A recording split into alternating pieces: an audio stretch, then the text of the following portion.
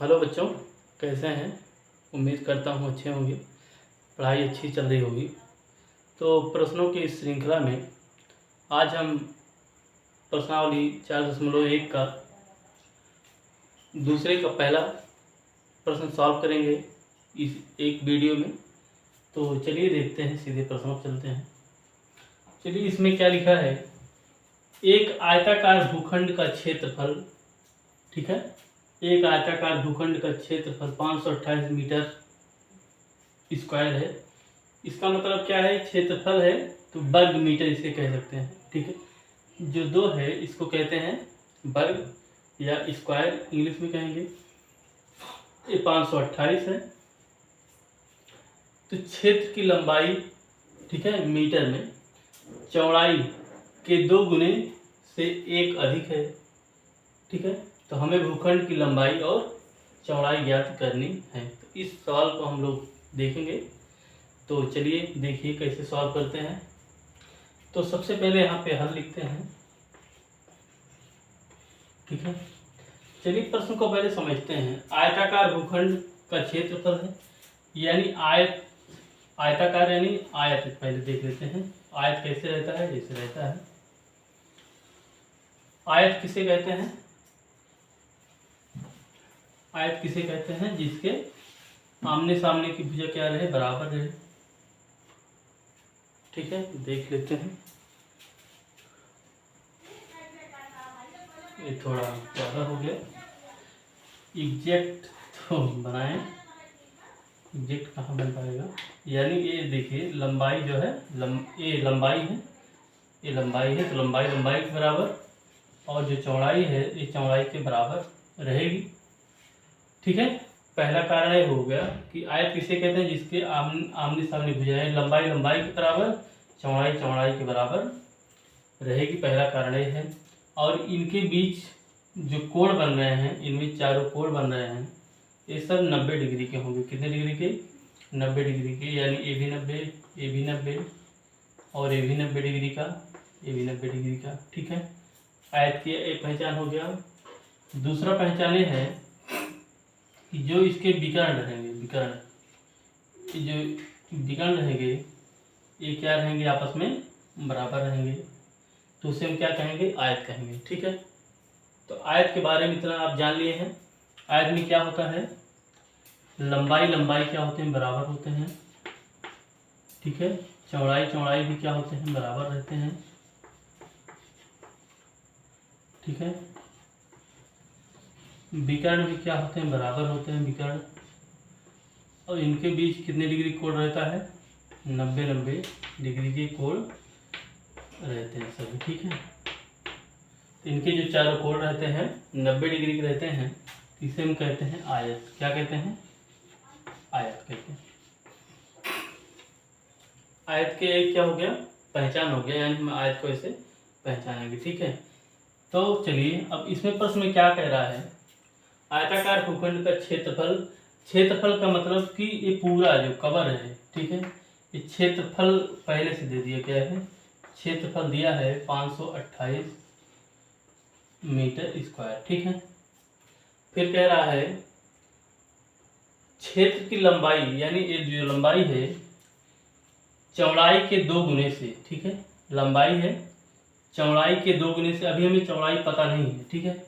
चौड़ाई के, इसको देखिए, अगर हम इसको, अभी हमें चौड़ाई पता नहीं, अगर इसको हम x मान लें, ये चौड़ाई हो गई, ठीक है। चौड़ाई, लंबाई क्या है, लंबाई जो है चौड़ाई के, यानी इस, ये चौड़ाई हो गया, चौड़ाई के 2 गुने से 1 अधिक, क्या है, 1 अधिक है, तो 1 अधिक कर देते हैं यहाँ पे। लंबाई क्या है, चौड़ाई के, यानी ये चौड़ाई है, चौड़ाई के 2 गुना से कितना अधिक है, 1 अधिक। इस तरह से हम सवाल को बनाएंगे, ठीक है। तो हमें भूखंड की लंबाई और चौड़ाई ज्ञात करना है। चलिए इसी को सॉल्व करते हैं, कैसे सॉल्व करेंगे। तो अभी इतना हो गया ना, अभी ये समझाने के लिए था, तो इसमें देख लिए आप लोग। तो चलिए यहाँ पे इसको हम मिटा देते हैं, और इसको हम एक किनारे में बनाते हैं। यानी जो लंबाई है ये चौड़ाई हो गया और ये लंबाई है, चौड़ाई के 2 गुने से 1 अधिक। ठीक है, यहाँ पे लिखेंगे माना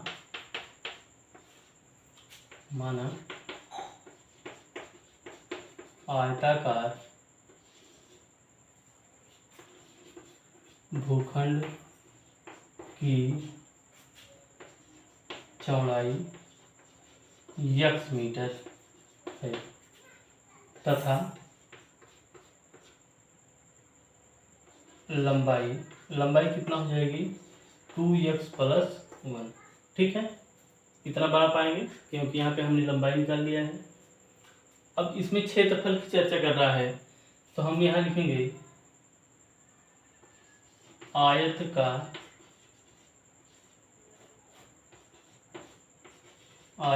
क्षेत्रफल बराबर क्या होता है, लंबाई गुणा चौड़ाई। ठीक है, आयत का क्षेत्रफल बराबर क्या होता है, लंबाई गुणा चौड़ाई। तो आयत का क्षेत्रफल कितना दिया गया है 528, लंबाई कितना है 2x + 1 है और चौड़ाई क्या है, चौड़ाई x। ठीक है, चौड़ाई क्या है x। अब इसी को सॉल्व कर लेते हैं। 528 बराबर गुणा करिए 2 और देखिए ये 2 है, यहाँ कुछ नहीं है, 1 है, 2 1 कम 2 हो जाएगा। x और x से गुणा करेंगे तो x² हो जाएगा, एक प्लस है तो प्लस x एकम x। ठीक है, अब इसको चाहे उधर कर लेते हैं, यहाँ 0 कर दिए बराबर, तो 2x² + x - 528। ठीक है, इतनी बात समझ में आई है। तो अब इसको क्या करते हैं,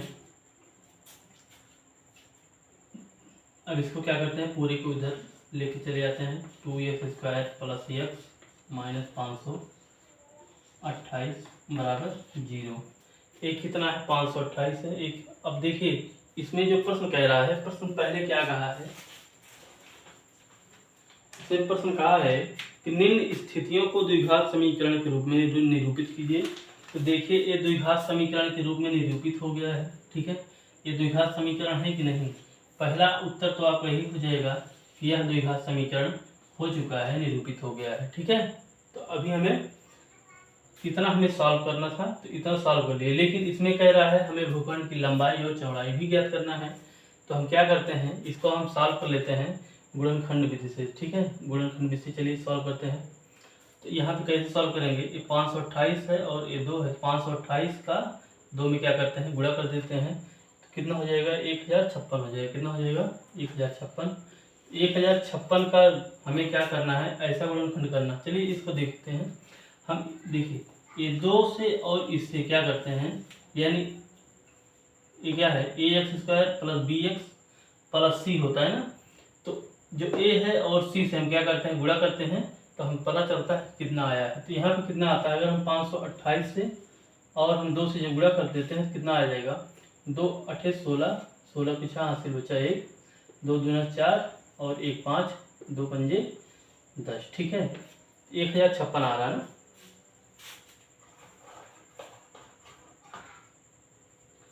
तो 1056 आ रहा है, तो 1056 का हमें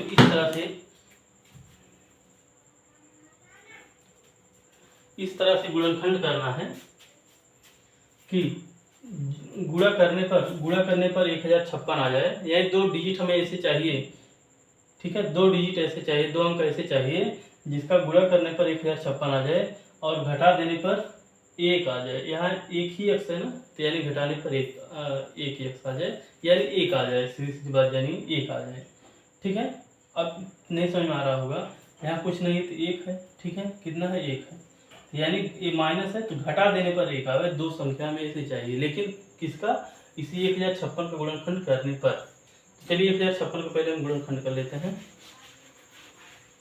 चलिए देखिए 1056 का गुणनखंड कर लेते हैं भाई। 2 है, 2 से गुणन इसको काटते हैं, 2 पंजे 10, 2 दूना 4, 2 16। ठीक है, 2 दूना 4, 2 छंगे 12, 2 चौके 8। ठीक है, 2 एकम 2, 3 6, 2 दूना 4, 2 छंगे 12, ठीक है, और 2 छंगे 12, 2 3 6, 2 3 6, 3 और 11 3 33, 11 एकम 11, ठीक है।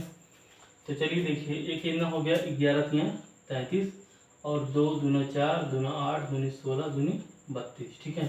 तो हमें क्या कौन संख्या मिल गई 33, और क्या मिल गई 32। अगर हम 33 और 32 में गुणा करेंगे 1056 आएगा, ठीक है। और 33 में से अगर हम 32 माइनस कर देंगे तो 1 आ जाएगा। तो हमें 1 ही तो चाहिए। तो चलिए इसको देखते हैं कैसे हो जाएगा। यानी हमें तो संख्याएं क्या मिल गई 33 और 32 मिल गई, ठीक है। चलिए इसको मिटा देते हैं।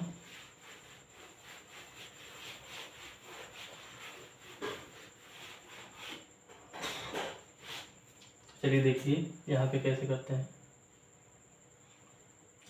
तो 2x² plus 33x minus 32x minus 528 बराबर 0, ठीक दिखाई रहा है लगता है आप लोगों को। चलिए तो हम यहाँ करते हैं थोड़ा, देखिए तो क्या आ जाएगा। इसको देखिए 2x² plus 33x minus 32x ऐसे ब्रैकेट में माइनस 528 बराबर 0, ठीक है। तो यहाँ पे देखिए 2x² प्लस 33x, ठीक है, माइनस 32x और माइनस 528 बराबर 0, ब्रैकेट को ओपन कर लिए। अब इसको हम ब्रैकेट में कर लेते हैं 2x² प्लस 33x, ठीक है, एक ब्रैकेट में, और माइनस कॉमन ले लेते हैं तो 32x प्लस 528 हो जाएगा बराबर 0, ठीक है। तो यहाँ से अगर हम x को कॉमन लेंगे तो x कॉमन लेंगे तो बचेगा 2x प्लस 33, और यहाँ से हम क्या कॉमन लेंगे 32 कॉमन लेंगे, सॉरी 32 कॉमन नहीं ले पाएंगे, हम 16 कॉमन लेंगे। तो अगर हम 16 कॉमन ले लेंगे तो क्या बचेगा 2x प्लस 33 बचेगा बराबर 0। तो 2x प्लस 33 इसमें आया है, इसको हम क्या करते हैं एक ब्रैकेट ले लेते हैं 2x प्लस 33 एक ब्रैकेट में, और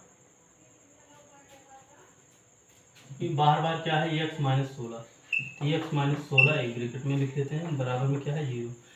अगर इसको देखिए इसमें क्या है प्लस में, इसको हम छोड़ देते हैं, इसको ले लेते हैं x माइनस 16 इक्वल टू 0। तो x बराबर क्या आ जाएंगे 16 आ जाएंगे।